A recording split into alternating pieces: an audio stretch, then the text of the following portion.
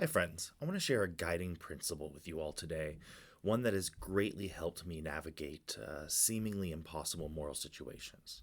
So, don't get me wrong, I'm not trying to tell you this is a spell. I'm not trying to tell you that I can promise any immediate results, but this is something that I have found to be a reliable decision making framework with many useful moral applications. So, I hope you find value in it, and if so, I hope you consider applying it. So, some moral decisions, I believe, are like a light switch. A simple yes or no is all that's required.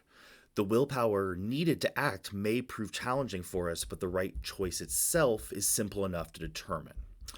Examples of these light switch moral decisions would include navigating questions as extreme as should I murder, as well as related issues like should I speed through a school zone. Depending on the specifics of the circumstances, showing restraint might prove difficult for you, even impossible, but answering the question itself is simple. No, you shouldn't.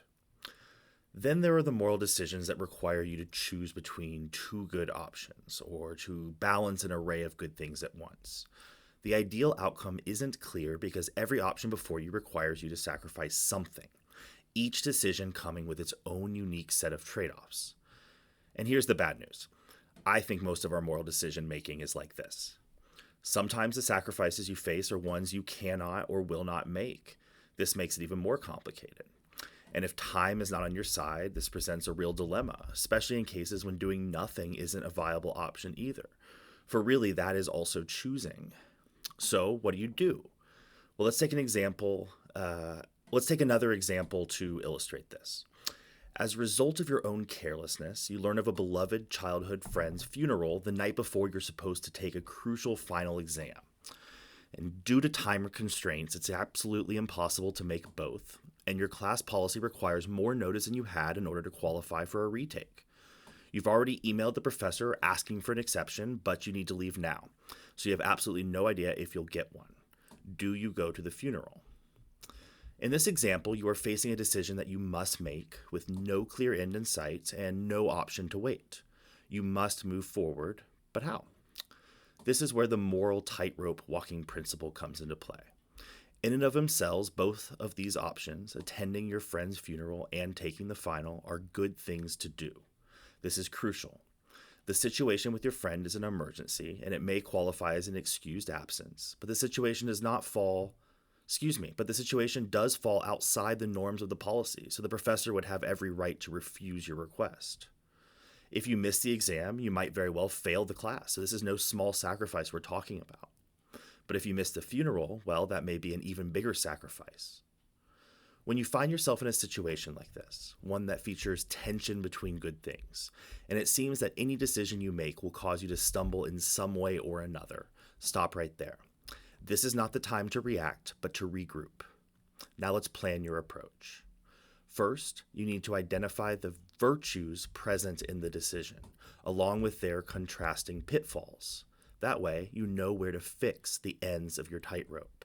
This is the absolutely most important part in my mind.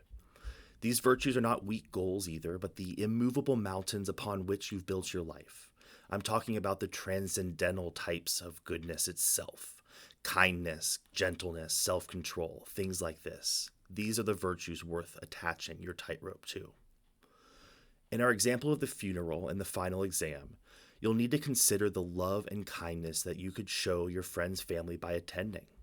You should reflect on your own carelessness and how it contributed to the situation that you find yourself in. You have to compare the sacrifices at the absolute deepest level possible. You might not know where to go, but you do know you must cling to kindness and honesty to get there.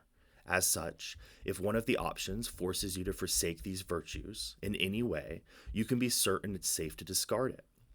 With your rope now securely fastened to these virtues, you are ready to proceed with your decision-making process.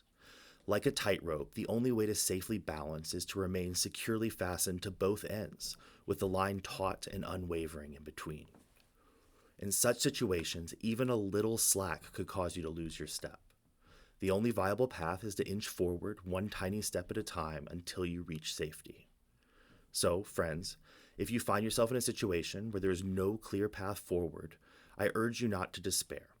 You may not know where you're going, but I think you can rest assured that your path is true if you follow these steps.